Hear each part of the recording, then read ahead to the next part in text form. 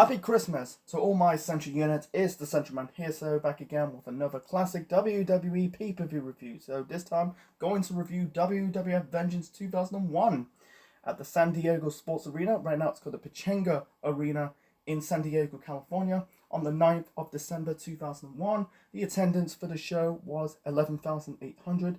This show received about 307,000 pay-per-view buys, a downgrade than the previous year's pay-per-view, that is Armageddon 2000. That show was memorable for the multi-man Hell in a Cell match, and that show received about 465,000 pay-per-view buys. And this is the first time until 2009 that Armageddon is not on the WWF/WWE's pay-per-view calendar. The reason why they're not doing Armageddon of the year 2001, because due to the events of 9/11 in September of that year, so they kind of like reschedule it.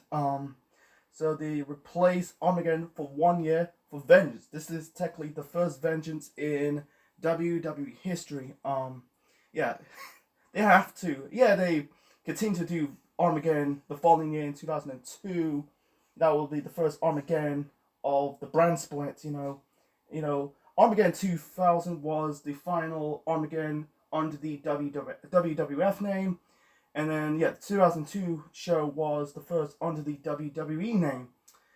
Anyway, so, and also speaking of, Vengeance was also the final WWF Vengeance. The following year will be the first one under that WWE name. Catch my drift?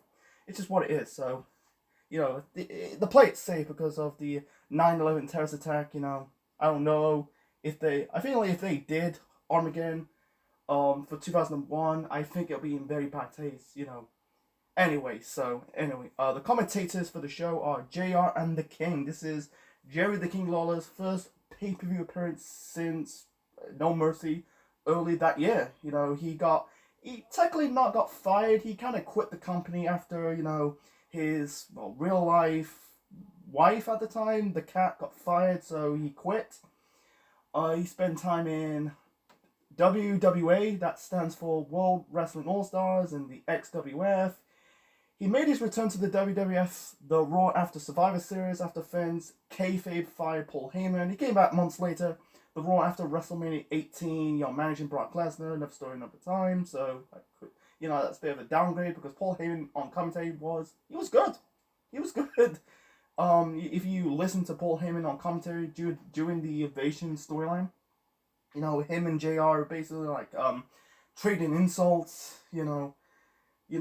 Because JR was a former WCW employee, WCW commentator, but he was kind of the loyal WWF guy. Heyman was the anti-WWF guy, commentator, I'm trying to say. So anyway, and speaking of the Alliance, this is the first pay-per-view of the post-Alliance era of the Federation, because 2001 was a transformation period for the wrestling company, for the business actually, because both WCW and ECW went out of business. The Federation purchased both WCW and ECW. That slowly building the foundations, again the library tapes and the copyrights and the tapes to basically building the foundations of the network you see today. By the way, Ric Flair is like the co-owner of the World Wrestling Federation. He made his return to the company first time since '93. He bought like the Shane and Stephanie Starks, and they did doing the whole Vince and Ric Flair as the co-owners of the company. That lasted until 2002. Another story, another time. I don't want to get into it for this review. So Ric Flair as the 50/50 owner of the World Wrestling Federation. I'll explain more of this later on in this review. So because he's bought Shane and Stephanie's Starks. Stephanie came back in the early parts of 2002. Another story, another time. Let's talk about it. Let's talk about the opener. And this is weird why they did that. The opener, you had Vince came out there, basically talk about Ric Flair purchasing the Starks from Shane and Stephanie to become, like I said, the 50-50 owner of the World Wrestling Federation, and also on the Go Home show to SmackDown, he got stink-faced by Rikishi. You know, at this moment in time, Vince was doing the whole Kiss My Ass Club. That will continue into the Ruthless Aggression here. I think he stopped it in 2006. You know, it was a dumb storyline. I don't want to get into it. So, anyway, you got, Vince said one good line in his promo to basically kick off this pay-per-view. He said, "He who laughs loudest." That's good. You know, I'm gonna say it again. He who laughs laughs loudest. Man, it's wow, too much W's. You know, it's too fast. You know, but yeah, and basically Ric Flair came out, basically confronted Vince about "you'll be the last to see," something like that.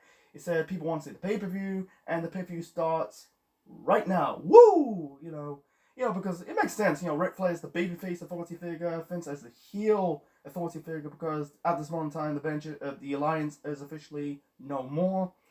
So yeah, it was a good line. You can probably find it on network, you know, and watch that. Oh, yeah, I understand why they did that, but it felt like it's something you probably see on Raw and SmackDown, not on a pay-per-view, because people want to see pay-per-views in pro wrestling, to see the live in-ring action, not just segments. You know, it doesn't really work. You know, I feel like it just came off of a segment you see on Raw and SmackDown. But yeah, Vince just basically ends the promo with saying like, "He who laughs loudest."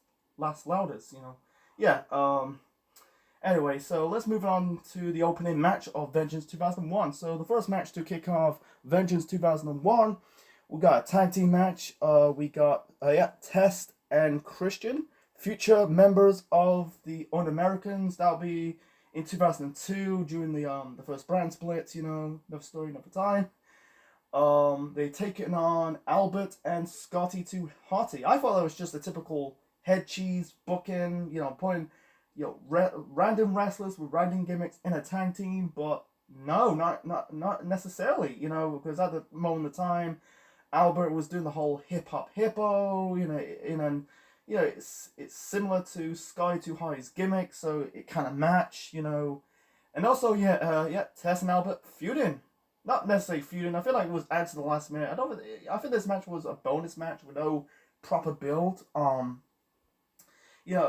were, Tess and Albert had history. They were former tag team partners. You know, TNA. I call it TNA-T. Because they were managed by Trish Stratus. The match was good. I think the match was good. The crowd was really hot. They're really, really excited about this match. It was a bit boring. It wasn't boring. It was just an okay. It was a decent match to kick off the pay-per-view. You know, it's funny that one more of the match, you had Christian was trying to do the worm. You know, Scotty Too High's finisher. That looks goofy. The worm. You know, the fans into it. It's just what it is. You know. Yeah, Christian trying to do it. I thought fans boo it when Christian doing the worm, but they were trying to they were trying WORM, but he's trying to do it, but he got caught by Albert. Albert hit the big boot on Christian, hit the Baldo bomb onto Christian after he's attempted to hit the prisoner onto Sky Too Hardy. Albert pins Christian for the win. And by the way, Christian was the European champion. You know, he was part of the alliance, I think, and Tess was also part of the alliance, I'm guessing, like, they kept their jobs, because I think Tess won a Battle Royal, Christian won the championship, and it's just, it's playing the slow build of the Un-Americans in 2002, But overall, it was a good match to kick off the pay-per-view, nothing special, but it was just a decent match to kick off the pay-per-view, So the next match, we got Edge defended the Intercontinental Championship against William Regal. Regal is also, by the way, Regal is no longer a authority figure until right now when he's the general manager of NXT. The reason why he's not an authority figure, he was the WWF commissioner, then the authority commissioner. But when the authority died at Survivor Series, he was just a normal active guy on the roster. And he still got his just remain in a job with the World Wrestling Federation in kayfabe because he kisses Vince McMahon's ass, because at the time, like I said, Vince was doing the whole kiss my ass club, so that's the reason why Regal is still employed with the company. You know, if you're, if you're if you're a former Alliance member, wants to keep jobs, the only way you have to get jobs, you have to winning championships and winning battle royals and kissing at the time, a mid-50s-year-old ass. This is what it is, man. Anyway, so 2001 was Edge's breakout year as a single star. He won the King of the Ring tournament in 2000, early parts of 2001 in June. He was in the IC title picture for the whole bulk of 2001. He was kind of feuding with his brother Christian, and that feud kind of ended. He came out with Never Gonna Stop by Rob Zombie. It's Hey Donna Rango, number 95. It's very underrated theme music, it's just what it is. I kind of like that, Just find it on YouTube. It's Never Gonna Stop by Rob Zombie. Anyway, the match was good. It was a decent, good match between Edge and Regal. At this moment in time, Regal started doing the whole brass knuckles thing, using brass knuckles to win his match. I think he stopped it probably in maybe 2008, because when the company went PG and then they banned blood, it's just what it is. The match was good. It was physical. Like Regal's hitting like power bombs, like double arm power bombs, and hitting Edge in the face with the knees, and it's just what it is. Yeah, the chemistry did not click between Edge and Regal. It's just what it is. The styles are just different. Regal's more mat style, European style. Edge is, at the time, he was doing the risk taking. He kind of toned it down a little bit when he came back from the neck injury in 2004. Anyway, so one moment of the match, you had Edge was going for like a spear, trying to spear William Regal off the ring apron. Regal got out of the way, and Edge kind of clashed into the steel steps. I thought Edge was completely knocked out, man. That was scary and physical, but yeah, it was scary. But it was a back and forth match between Edge and Regal. In the end, Regal was trying to hit the knuckle duster on Edge, but Edge hit the spear onto Regal to pin and retain the IC title. They kind of continue, the feud between Edge and Regal throughout the early parts of 2002 at the Royal Rumble and No Way Out. And then, Regal ended up winning the IC title, and then Edge ended up feuding with Booker T over Japanese shampoo. Don't want to get into it. I might review WrestleMania 18, next time in the future. Not next time, but in the future. Anyway, so the first two matches on the show, the promo segments, it was just like kicking off the show, with Vince and Rick doing that whole thing, basically, facing each other of matchmaking. It's just what it is, I'll explain more if I review Royal Rumble 2002. Anyway, so the match quality kind of dipped a bit, into this next match. The next match, we got Matt Hardy versus his brother Jeff with Lita as the special guest referee. So basically, at Survivor Series, Jeff cost him and his brother Matt the tag team titles. In I think it was a steel cage match against the Dudleys. Jeff. Matt was outside. I think Matt was outside the ring. He escaped the cage. Jeff was still in the cage. He's about to climb up. He climbed the cage. His foot, instead of climbing out to escape the cage, but instead trying to hit the Swanton bomb off the cage. I think it was onto Bobby Ray or Devon, but instead he went through the table.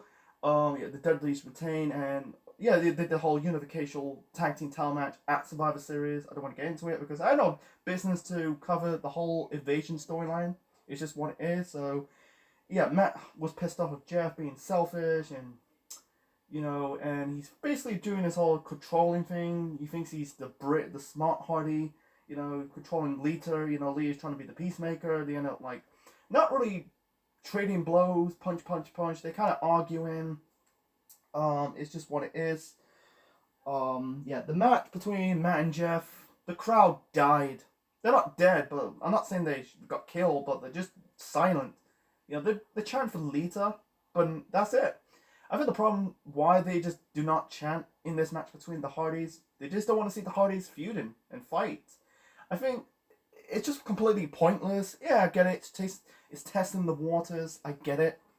But if you compare the Edge and Christian splitting up to the Hardy split up, it's night and day. Because the reason why Edge and Christian broke up, because Edge was doing well as a single star. Yeah, he still were a tag team with Christian, but Christian got jealous, and then he turned on Edge, part of the Alliance. Feud over the IC title.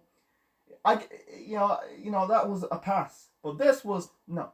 Don't need to do it, because at this moment in time, Edge and Jeff, they're not quite ready yet. It's just what it is. They need like credible tag teams in that division, because at the time they did the whole just a single tag team division, not a two tag team division in both brands, because we're in the pre-brand split era. It's just what it is. So anyway, the match was just boring. It was mediocre. No one gives a shit. So you had to some bulks of the match. You had Matt working on the leg of Jeff Hardy. I think he hit the twist of fate. I think he kicked out of the twist of fate. I can't remember. I'm trying to keep it short and simple. He kind of locked Jeff in a half Boston Crab. Hit the moon kick. Matt tried the twist of fate. I think he countered with the leg drop. The match was good. I think people want to see like the fast-paced, risk-taking stuff. We got glimpses, but not a lot. It's just like technical style wrestling. That's not the Hardys were known for. They're more for the risk-taking stuff, the hardcore stuff. I'm trying to keep it short and simple. And anyway, so in the end, Matt was going like a twist of fate off the top rope onto Jeff. Jeff counted. He kind of pushed. I think he pushed Matt off the rope, off the top rope. I'm trying to say, got him stumbling. Jeff hit the swanton bomb onto Matt. Lisa did the free count. Matt's foot was on the ropes. Lee didn't see it. Jeff won this match. This was a one-off. Matt got pissed off because he foot on the ropes. There was one segment like he packed up his suitcase, left. And Leah says, "I'm sorry," blah blah blah. Yeah, I think it just failed in my opinion, because I think the best decision is having Matt and Jeff reunited. Once again the Hardys. Yeah, they got to split up again in 2002. Part of the brand split. First of many split ups of the Hardys over not just in WWE but in TNA. I like the 2009 feud. It was a bit better than the feud in 2001. That's not saying too much. I like the 2016 feud. The whole final deletion stuff. That was cool to watch. Go type in final deletion on YouTube. You probably find it. That was a good match. That was the start of Matt Hardy doing the whole broken gimmick. So yeah, let's move on to the next match. So the next match, this is for the WWF Tag Team Championships. The Dudleys with Stacy Keibler in the Dudleys corner, defending the belts against Big Show and Kane. The match was okay. Nothing special. It wasn't terrible. We had typical big guys, punch, big man moves. I get it. You had Kane accidentally hit the Big Show with his typical flying clothesline off the top rope. And then minutes later, you had Big Show basically knock Kane off the apron. The Dudleys hit the Big Show with the 3D on the exposed turnbuckle for the win. And the most funny part in this match, you had Big Show pull down the pants of Stacy Keibler and smacked her ass, man. Yeah, that was funny. People say it was poor in taste, but I find it funny. It's funny. I think Big Show came with the baby faces and the Dudleys as the heels. So yeah, the tag team title match, it was just a standard tag team match. Nothing, wasn't terrible, but at the same time it's not gonna be like a 4-star classic. So so the next match, I'm guessing this is a Falls Count Anywhere match. This is for the WWF Hardcore Championship. Rob Van Dam defending the belt against The Undertaker. This is The Undertaker's first pay-per-view match as a heel. So, like I said earlier, Vince was doing the whole Kiss My Ass Club. He had some grudge against The Rock and Stone Cold Steve Austin. I'll get more in depth about it in the final 3 matches of the show later on in this review. So yeah, Kiss My Ass Club, Jesus Christ. So the first person got inducted into the Vince McMahon's Kiss My Ass Club was William Regal, because he was part of the Alliance, so it's the reason why he kept his job with the Federation in kayfabe. He's still in the company to this day. For many reasons, I don't know why Vince wants to adopt JR into the Kiss My Ass Club. Because, yeah, they're friends in real life, Vince and JR. Not right now because JR is in AEW, but back then, I think they were friends behind the scenes, Um, but in kayfabe, I don't know what the reason is. It's just Vince being a dick towards JR. They did it in 2005. Vince fired JR. In kayfabe because in real life he's preparing for surgery on his colon. I don't know, it's cancer or something. I don't know.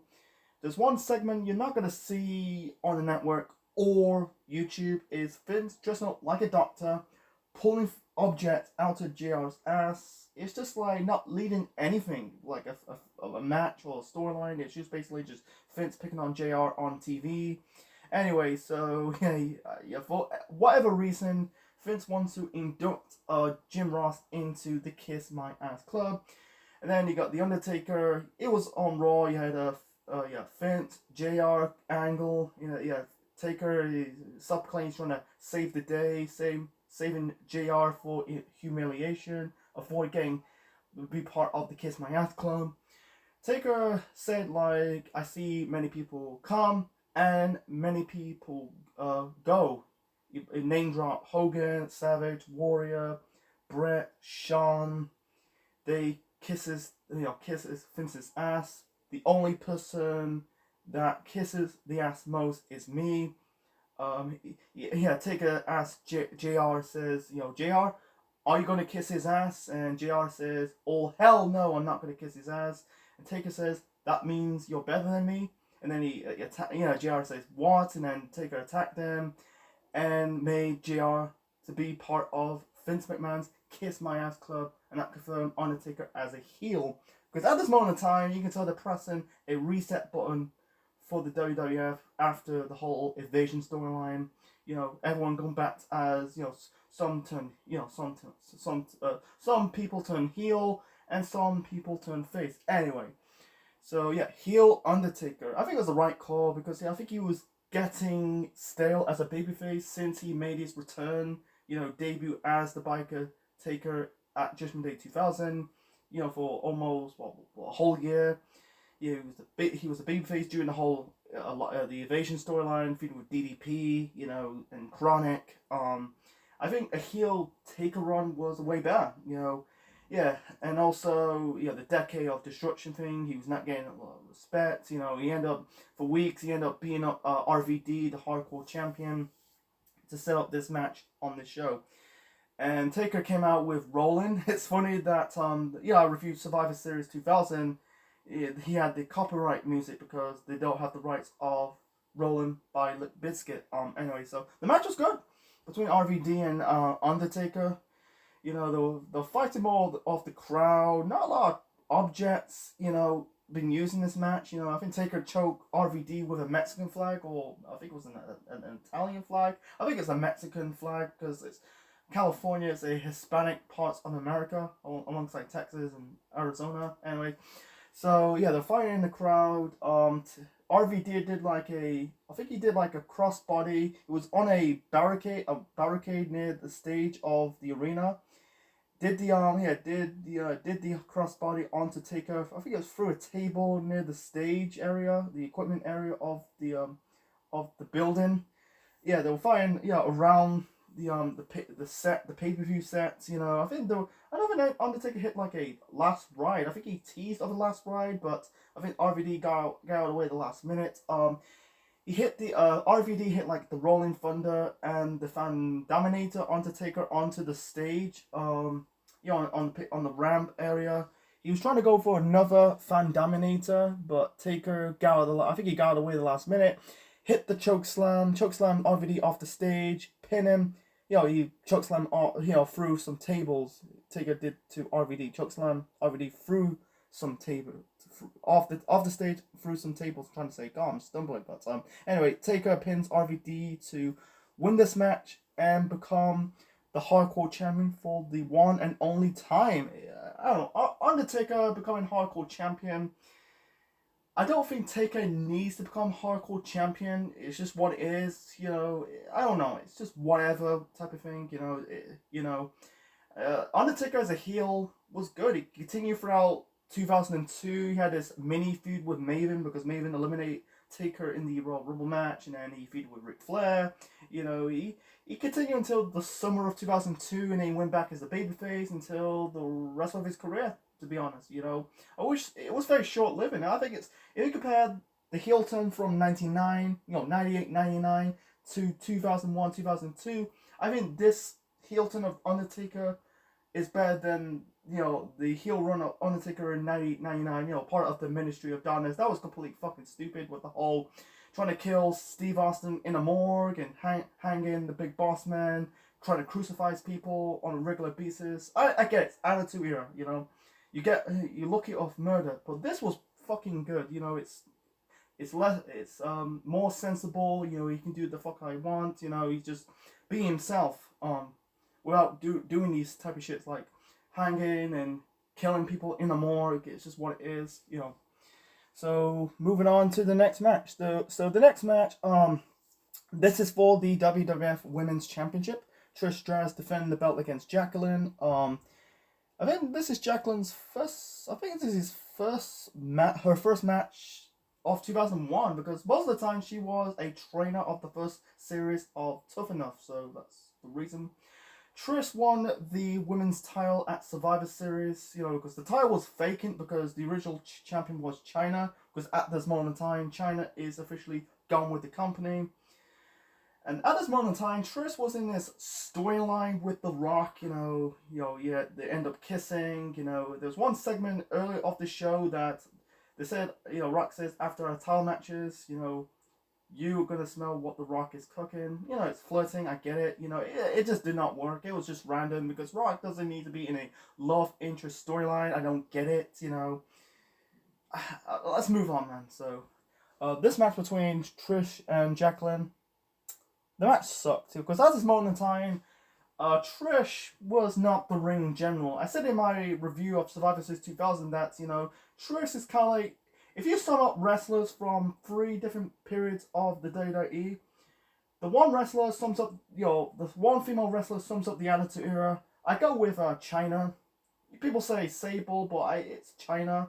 Represent the female wrestler of the Attitude Era. But as for the Ruthless Aggression Era, I think the 2 wrestlers sums up the Ruthless Aggression Era for the female. Has to be, Trish and Lita. It's just what it is. AJ, yeah, PG era, don't get into it, but it's just what it is. So the match, Jacqueline was a good worker. Unfortunately, did not really carry Trish to a good match, to a passable match. There was one moment of the match, I think Trish was going for like a victory roll, but it looked botchy and clunky. She was a bit clunky and botchy. No one really had any chemistry. I think one more in the match, you had Jacqueline was teasing, like Trish kicked her in the arm. She was selling it like an arm injury, but it's just what it is. In the end, Trish did a backslide roll for the win. It's just what it is. I think Trish becoming women's champion, won the title at Survivor Series was a bad mistake. I think she dropped the title to Jazz. That's her next feud. I think Jazz should have won the title. I think she was better because Trish was not quite ready yet. In-ring rise, sorry, stumbling. In-ring wise, she's not quite ready. She was there for eye candy, but not as a competitor. She got better in the Ruthless Aggression Era. Another story, another time. So, Trish been in a lot of storylines. In love triangle storylines in 2001. She was in this relationship with Vince McMahon. She was kind of like in this relationship with Jeff Hardy. Then I think she took some time off or got hurt. Now with The Rock, And the next time she will be in this love relationship storyline will be in 2004. 2003, 2004 with Chris Jericho and Christian. Let's move on. So moving on to the final 3 matches of the show. This is technically a triple main event. This is for the crowning of the first undisputed champion. So like I said, Vince, he turned heel after the night after Survivor Series, he's about to award Kurt Angle, the WWF Championship after he helped his team defeat the Alliance once and for all at Survivor Series. Ric Flair made his return, become the co-owner of the company.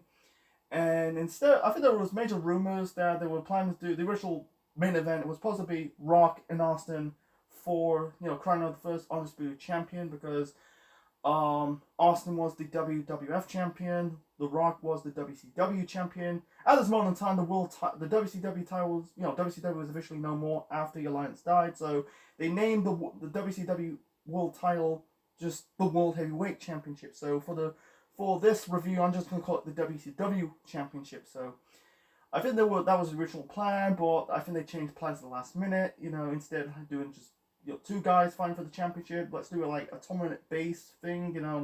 Two matches or three matches, one undisputed champion. It's just what it is.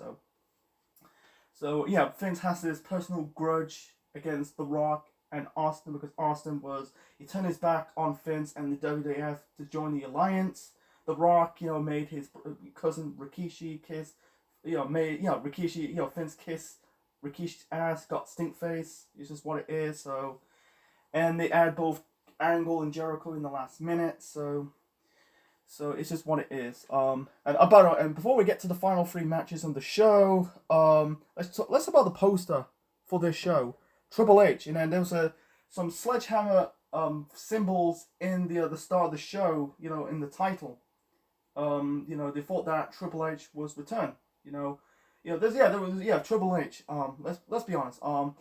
There was rumors that Triple H there's rumors like Triple H is going to return on this show. People haven't saw Triple H since the quad injury in May. It was in the tag team match on Raw of May of that year. Two-man power trip versus Chris Benoit versus Chris Jericho. But unfortunately, I think they just say Triple H is not ready. He's still recovering from the quad injury. So and also the great example, fans were chanting Triple H's name in the main event. So it was a big low blow not to see Triple H on this show, not wrestle, but kind of cut a promo. They say Triple H, he made his return the first Raw of 2002 at Times Square, and he went on to win the Royal Rumble of that month. To face the Undisputed Champion at WrestleMania 18. So anyway, so the first of this triple main event, this is for the WWF Championship. Stone Cold Steve Austin versus Kurt Angle. At this moment in time, Austin as a babyface and Angle as a heel, because Austin turned babyface after attack Vince and Angle the Raw after Survivor Series. It makes fucking sense, because I think if Angle remains as a babyface, I think he will get lost in the shuffle. I think Angle's better off as a heel than a babyface. That's just me.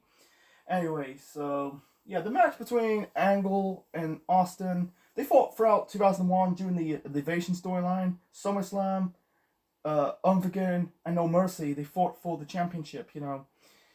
Anyway, so it was a good match, back and forth between Austin and Angle. I think Austin was working on the arm of Angle, and Angle working on the leg of Austin, locking in the figure four leg lock on the ring post, and locking in the ankle lock, trying to make him tap out. He did make him tap out at Unforgiven to win the championship.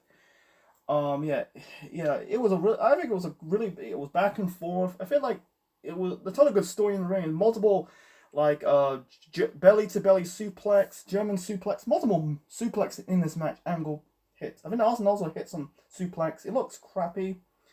Hit the spine buster and the Lou Thesz press. I really enjoy about this match. I think Angle hit like a moonsault off the top rope, but Austin got out of the way. I think Austin kicked out of the Angle slam.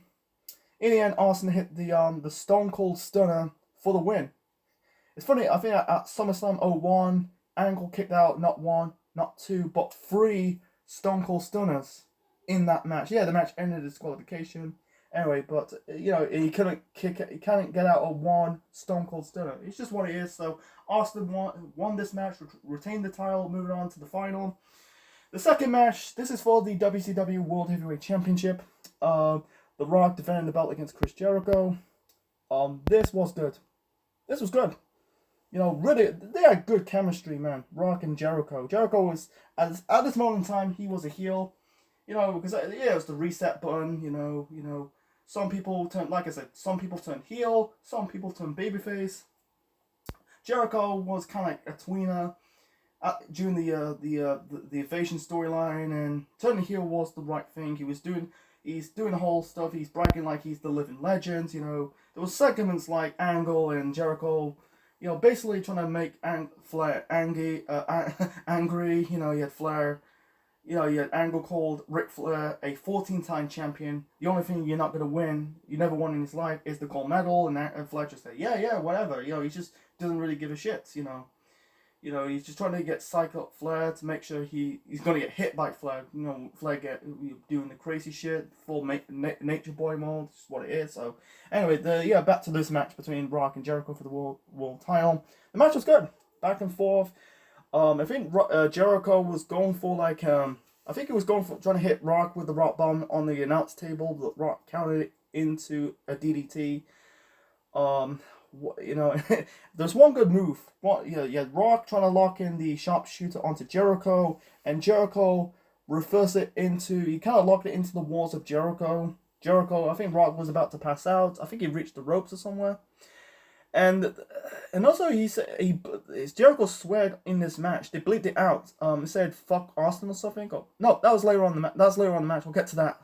We'll get to the main event. But I thought it was this match, but the main event, the third match of this triple main event. Anyway, so the ending was this is getting stupid. I hate this ending. So the Rock and Jericho, they're starting to have a great match. The match was fine.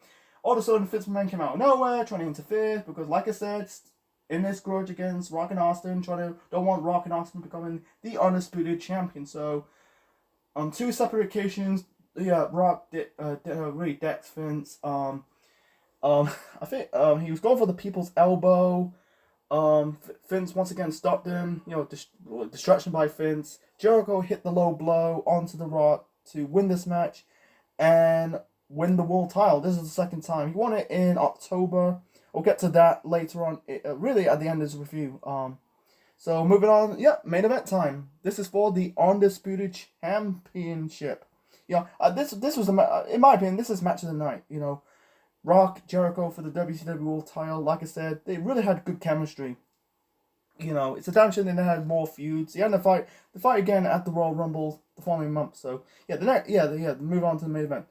WWF champion Stone Cold Steve Austin versus the WCW world champion Chris Jericho.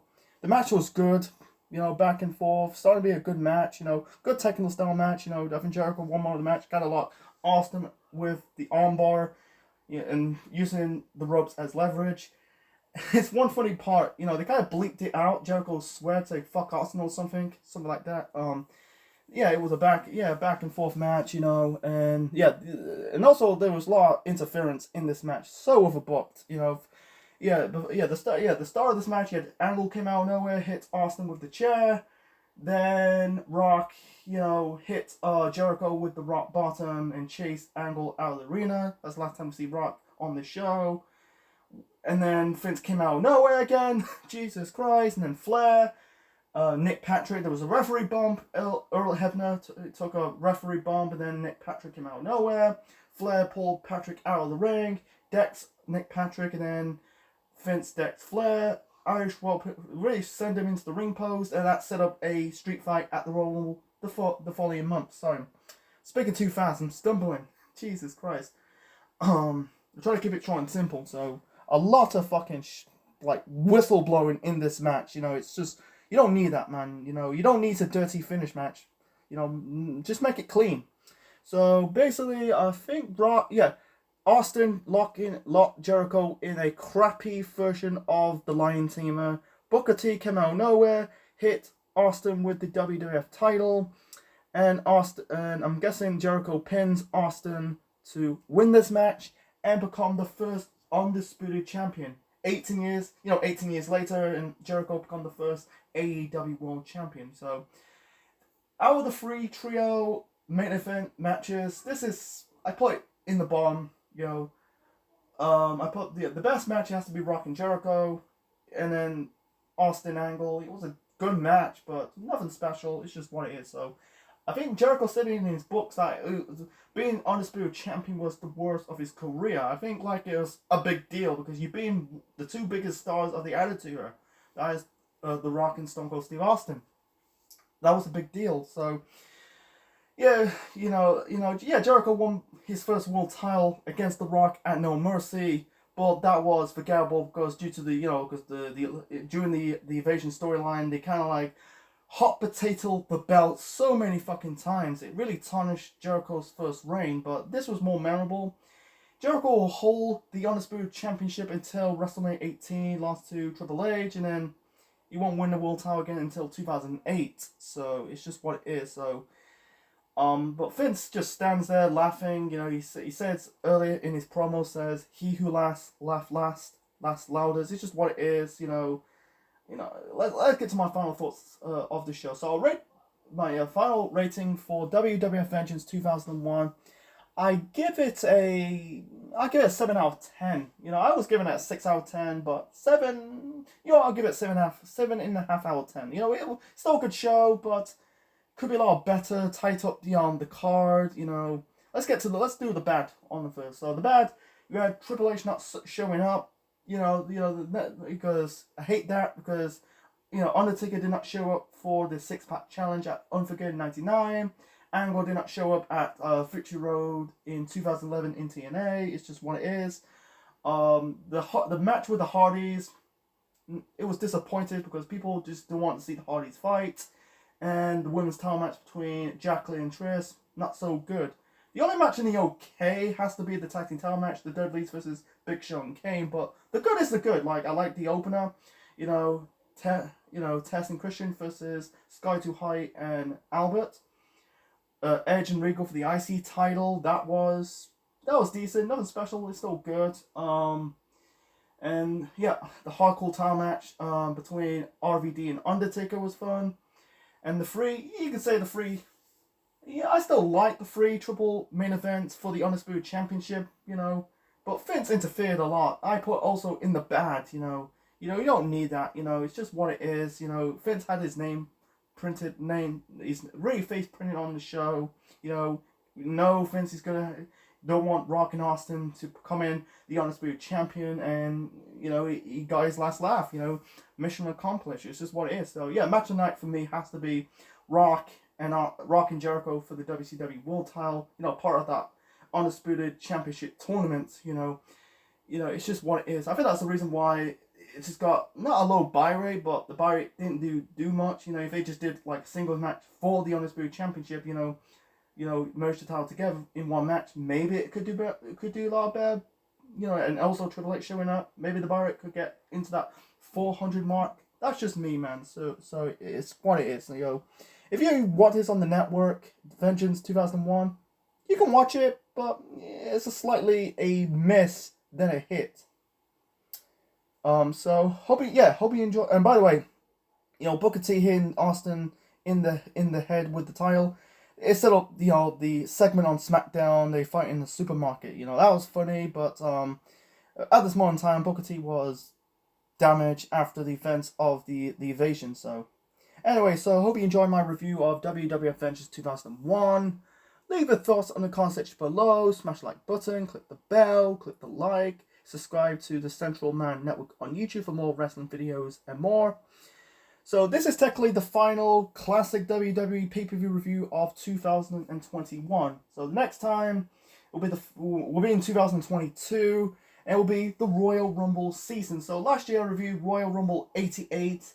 Yeah, it was not a pay-per-view, especially it was the first Rumble, but not on a pay-per-view because it was the special event on the USA Network. So let's review Royal Rumble 89 next time. The first Royal Rumble pay-per-view on pay-per-view. So I wish all my Central unit a happy Christmas and a happy New Year. This is the Central Man officially signing out. Check you later.